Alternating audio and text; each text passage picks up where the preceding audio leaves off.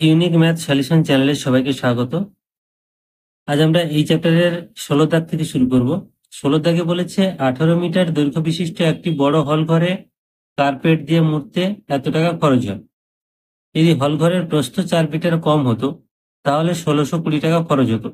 হল ঘরের ক্ষেত্রফল হিসেব করি। তো এক্ষেত্রে আমরা প্রথমে প্রস্থটা তো যেহেতু জানি না, এখানে প্রস্থটা আমরা এক্স ধরে নেব। তাহলে প্রস্থটা এক্স হলে দৈর্ঘ্য এবং প্রস্থের গুণফল করলে সেটা ক্ষেত্রফল। তাহলে ওই ক্ষেত্রফলের জন্য এত টাকা খরচ হয়েছে, 1 বর্গ মিটারের জন্য কত হবে সেটা বার করব, এবং দ্বিতীয় ক্ষেত্রেও তাই 1 বর্গ মিটারে বার করে সেটা আমরা সমান করব। চলো আমরা শুরু করি। তাহলে প্রথমে আমরা লিখবো যে ধরি হল ঘরের প্রস্থ সমান এক্স মিটার। অতএব হল ঘরের ক্ষেত্রফল সমান, দৈর্ঘ্যটা দেওয়া আছে 18 মিটার আর প্রস্থ এক্স মিটার আমরা ধরলাম, তাহলে এত বর্গ মিটার। তাহলে এই যে বর্গমিটার বেরোলো এটার জন্য খরচ হচ্ছে 2160 টাকা, যেটা মানটা দেওয়া আছে। তাহলে আমরা লিখতে পারি যে অতএব 18 × x এত বর্গমিটার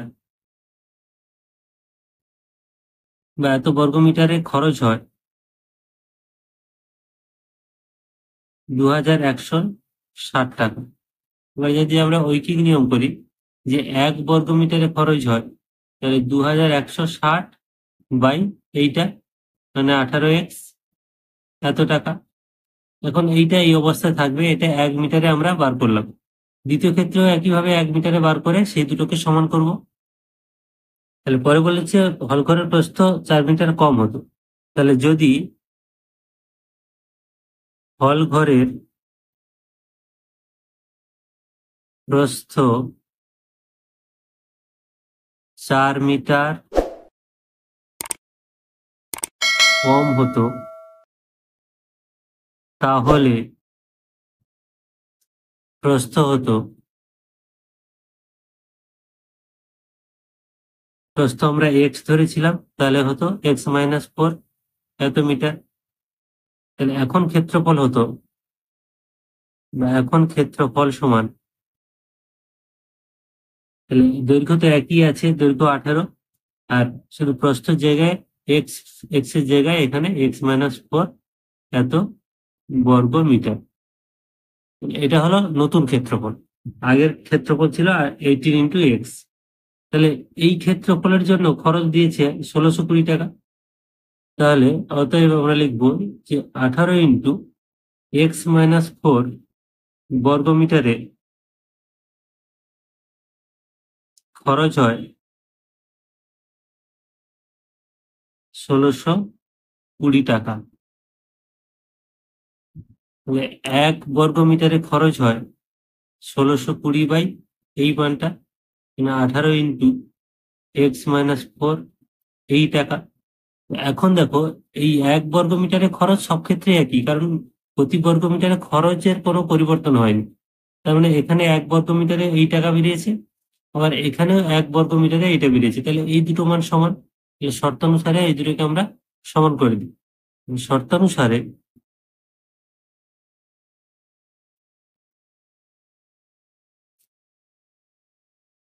2160 বাই 18x সমান এইটা 1620 বাই 18 × x-4।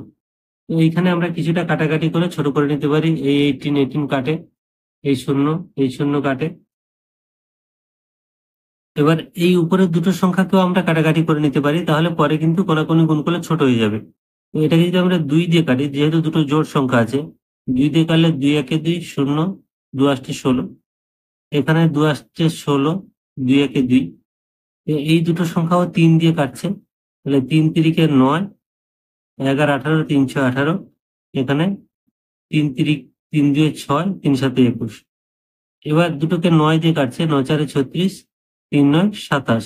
তাহলে উপরে এখানে থাকছে 4, এখানে এক্স, তাহলে বা আমরা লিখবো 4/x ইজিক্যাল টু 3/x-4। এবার আমরা কোনাকুনি গুণ করে দিই। বা এটা গুণ করলে 4x মাইনাস 4×4 = 16 এটা গুণ করলে 3x, মানে কোনাকুনি আমরা গুণ করলাম এইটাকে এইটা দিয়ে এবং এই 3কে x দিয়ে, বা এই এক্সটাকে এবারে আনলে 4x minus 3x is equal to 16টা মাইনাস উপরে গেলে প্লাস হয়ে যাবে +16, বা x ইজিক্যাল টু কত না 16। তাহলে x এর মান আমরা পেলাম 16। এই যে এক্সটা বেরোলো এটা হচ্ছে প্রস্থ যেটা আমরা ধরেছিলাম। তাহলে অতএব প্রস্থ সমান 16 মিটার। তাহলে প্রস্থ যেহেতু 16 মিটার, তাহলে অতএব ক্ষেত্রফল সমান, দৈর্ঘ্য দেওয়া ছিল কত 18 মিটার আর প্রস্থ হলো 16 মিটার, তাহলে এত বর্গ মিটার। তাহলে 16 এবং 18 গুণ করলে হচ্ছে 288 বর্গ মিটার। তাহলে এটা হলো অ্যান্সার।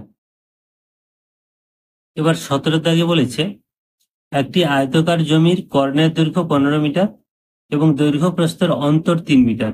জমিটির পরিসীমা ও ক্ষেত্রফল নির্ণয় করি। আমরা প্রথমে একটি ছবিটা এঁকে নিই, তাহলে তোমাদের বুঝতে সুবিধা হবে। তো এরকম একটা আয়তকার জমি, এই আয়তকার জমির এটা হচ্ছে কর্ণ, এই কর্ণ বলে দিয়েছে 15 মিটার এবং দৈর্ঘ্য প্রস্থের অন্তর বলেছে 3 মিটার। তা আমরা যদি দৈর্ঘ্য x ধরি, তাহলে প্রস্থ হবে x বিয়োগ 3, x মাইনাস 3, কারণ দৈর্ঘ্য প্রস্থের বিয়োগফল 3। তাহলে আমরা ধরে নিচ্ছি যে ধরি দৈর্ঘ্য সমান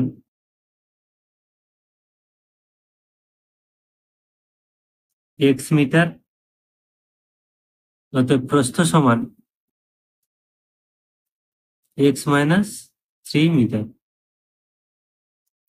তো এবার দেখো, যেহেতু এই আয়তক্ষেত্র এটা, এই কোণটা 90 ডিগ্রি, তাহলে এই যে ত্রিভুজটা তৈরি হয়েছে এটা সমকোণী ত্রিভুজ এবং এইটা হলো অতিভুজ, কর্ণটা যেটা সেটা হচ্ছে অতিভুজ, এটা ভূমি এটা লম্ব।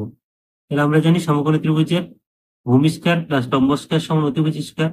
তাহলে এখানে লিখতে পারি এখান থেকে যে অতএব x square plus x minus 3 এর whole square is equal to 15 square. আশা করি এই লাইনটা তোমাদের বুঝতে অসুবিধা হলো না। এই সমকোণী ত্রিভুজটার ক্ষেত্রে এটা ভূমি, ভূমি স্কয়ার প্লাস এটা লম্ব, লম্ব স্কয়ার সমান অতিভুজ স্কয়ার। এটাকে আমরা একটা সমাধান আসবে, বা এক্স স্কয়ার প্লাস এটা দেখো এ প্লাস বির হোল স্কয়ার, এ মাইনাস বির হোল স্কয়ার মানে এ স্কয়ার মাইনাস 2ab, মানে 3×6 x, তাহলে একবারে লিখলাম 6x প্লাস বি স্কয়ার মানে 3 স্কয়ার মানে 9 সমান 15 225। বা তাহলে এই জায়গাটা নিশ্চয়ই বুঝতে পারলে, তাহলে সূত্রটা just a minus B whole square সূত্রটা আমরা ভেঙে দিলাম। এবার দেখো এই এক্স স্কয়ার আর এক্স স্কয়ার, তাহলে 2x স্কয়ার মাইনাস 6x, এখানে প্লাস 9 আর এটা এবার এলে মাইনাস 2×5 ইজিক্যাল টু 0, এটা মিডিল টার্ম আসবে। বা 2x স্কয়ার মাইনাস 6x, এটা বাদ দিলে মানে মাইনাস 2×5 থেকে আমরা যদি 9 প্লাস 9 বিয়োগ করি মাইনাস 216 ইজিক্যাল টু 0। এখানে দেখো 2 কমন নিয়ে আমরা ভাগ করে দিলে কেটে যেতে পারে, 2 ইন্টু এখানে 2 কমন নিতে পারে, 2 into 3x minus 108 is equal to 0। এই দুইটা উপরে 0 এর সঙ্গে ভাগ হয়ে গেলে 0 হয়ে হবে। তাহলে থাকছে আমাদের x square minus 3x minus 108 is equal to 0। তাহলে এইটা এই যে মিডিল টার্ম হলো, আমরা এই 108কে এমন ভাবে দুটো সংখ্যায় ভাঙবো যাদের বিয়োগফল 3 হবে। আমরা জানি 12 9 108, এই 12 থেকে 9 বাদ দিলে 3 হবে। তো এটাকে আমরা লিখতে পারি x square minus 12x plus 9x minus 108 is equal to 0। এই মিডিল টার্মটা তোমরা জানো, আগে অনেক প্র্যাকটিস করেছো। তাহলে এই দুটো থেকে আমরা যদি এক্স কমন নিই, এখানে থেকে এক্স মাইনাস 12 প্লাস এই দুটো থেকে 9 কমন নিলে এখানেও এক্স মাইনাস 12 ইজিক্যাল টু 0। তাহলে এই এক্স মাইনাস 12 কমন গেলে এখানে আছে এক্স আর এখানে +9, ইজিক্যাল টু 0। তাহলে যেহেতু দুটো রাশির গুণফল 0, তারা আলাদাভাবে 0 হবে। তাহলে এক্স মাইনাস 12 ইজিক্যাল টু 0 বা এক্স ইজিক্যাল টু 12। তাহলে একটা মান আমরা পেলাম এক্স ইজিক্যাল টু 12। আরেকটা হচ্ছে এক্স প্লাস 9 ইজিক্যাল টু 0 বা এক্স ইজিক্যাল টু -9। তাহলে -9 দৈর্ঘ্য হতেই পারে না, মানে ঋণাত্মক দৈর্ঘ্য ঋণাত্মক হতে পারে না, তাহলে এটা আমরা নেব না। তাহলে এক্স এর মান কত না 12। তাহলে অতএব দৈর্ঘ্য সমান 12 মিটার, এই একটা হলো। এবার প্রস্থ সমান কি? প্রস্থ ইজিক্যাল টু, আমরা কি জানি, দৈর্ঘ্য প্রস্থের অন্তর 3 বলেছিল। তাহলে 12 মাইনাস 3 সমান 9 মিটার। এই দুটো হলো, একটা দৈর্ঘ্য হলো 12 মিটার আর একটা প্রস্থ হলো 9 মিটার। তাহলে এখান থেকে আমরা পাবো পরিসীমা সমান 2 ইন্টু দৈর্ঘ্য প্লাস প্রস্থ, মানে 12 যোগ 9 এত মিটার, মানে 2 গুণ 12 আর 9 যোগ করলে 21 সমান 42 মিটার হলো। তাহলে পরিসীমা হলো 42 মিটার। এবার ক্ষেত্রফল, অতএব ক্ষেত্রফল সমান দৈর্ঘ্য গুণ প্রস্থ। তাহলে দৈর্ঘ্য হচ্ছে 12 আর প্রস্থ 9, তাহলে এত বর্গ মিটার, তাহলে 108 বর্গ মিটার। তাহলে এই হলো চারটে উত্তর, একটা হচ্ছে দৈর্ঘ্য পেলাম, প্রস্থ পেলাম, আর পরিসীমা 42 মিটার, আর ক্ষেত্রফল 108 বর্গ মিটার। আচ্ছা, এবার 18 দেখো, একটা খুব ইন্টারেস্টিং অঙ্ক দিয়েছে। 385 মিটার ইন্টু 60 মিটার পরিমাপের একটি আয়তকার চাতাল পাকা করতে সর্ববৃহৎ কত মাপের বর্গাকার টাইলস ব্যবহার করা যাবে, এবং সেক্ষেত্রে টাইলসের সংখ্যা কত হবে হিসেব করি। তো এইটা একটু ছবি এঁকে বোঝালে তোমাদের বুঝতে সুবিধা হবে। তো যে আয়তকার চাতালটা দেওয়া আছে তার দৈর্ঘ্য দেওয়া আছে 385 মিটার এবং প্রস্থ দেওয়া আছে 60 মিটার, এটা মিটার এবং এটা দিয়েছে ইন্টু। তো এই যে চাতালটা দেওয়া আছে, এই চাতালে যে টাইলস গুলো বসবে সবগুলো কিন্তু বর্গাকার, এখানে বর্গাকার বলেছে, এবং যেটা বসানো হবে সেটা কিন্তু সর্ববৃহৎ, মানে সবচেয়ে বড় কি মাপের বর্গাকার বসানো যাবে, এইভাবে হতে পারে। তো এখন চাতালের ক্ষেত্রফলটা আমরা প্রথমে দেখে নিই। চাতালের ক্ষেত্রফল সমান, তাহলে দৈর্ঘ্য গুণ প্রস্থ, মানে 385 গুণ 60 এত বর্গ মিটার। এখন আমাদের একটা কাজ হচ্ছে, এইটাকে আমরা প্রথমে উৎপাদকে ভাঙবো এবং এটাকেও উৎপাদকে ভাঙবো। ভাঙলে কি হবে তোমরা রাপে এটা করবে।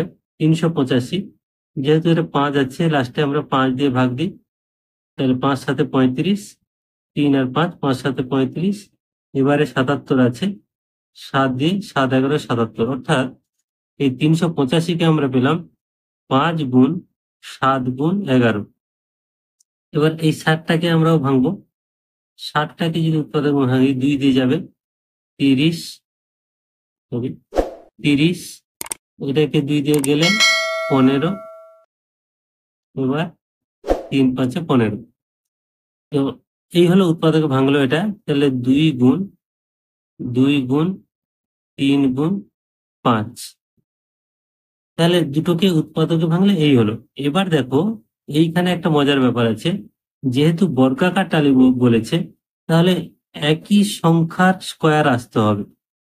তাহলে এখানে দেখো 5 আর 5 আছে, তার মানে আমরা লিখতে পারি 5-এর স্কোয়ার, মানে যে বর্গাকার টালি হবে সেটা 5 ইন্টু 5 হতে পারে। অথবা এখানে দেখো 2 দুটো আছে, তাহলে 2 স্কোয়ার মানে 2 মিটার ইন্টু 2 মিটার, মানে এটা যদি 5 হয়, তাহলে 2 মিটার গুলো আরো ছোট ছোট হবে, এরকম বর্গাকার টালিও বসতে পারে। কিন্তু এখানে 7 আছে আর 11 আছে, এই দুটোর যেহেতু স্কোয়ার নেই, এরকম মাপের কোনো টালি আসবে না। তাহলে এই রকম টাইলস গুলো আসবে 5 আর 2, কিন্তু যেহেতু বলেছে সর্ববৃহৎ, সেক্ষেত্রে আমাদের বড় মানটা দরকার, অর্থাৎ 5/5 টাইলস দরকার, 2/2 এই টাইলস হবে না। তাহলে সর্ববৃহৎ, অতএব সর্ববৃহৎ 5 মিটার বাহু বিশিষ্ট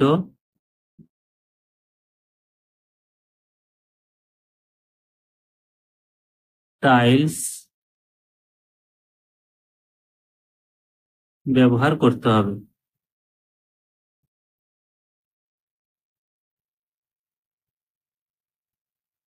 তাহলে এটা হলো প্রথম অ্যান্সার। তাহলে একটা বাহু যদি 5 মিটার হয় তাহলে একটা টাইলসের ক্ষেত্রফল কত হবে? অতএব একটি টাইলস এর ক্ষেত্রফল সমান 5 × 5 বর্গ মিটার। তাহলে একটা টাইলসের ক্ষেত্রফল হচ্ছে 5 × 5 বর্গ মিটার। তাহলে কতগুলো টাইলস লাগবে? তাহলে মোট যেটা ক্ষেত্রফল আছে তাকে এইটা দিয়ে ভাগ করলে হবে। তাহলে অতএব টাইলসের সংখ্যা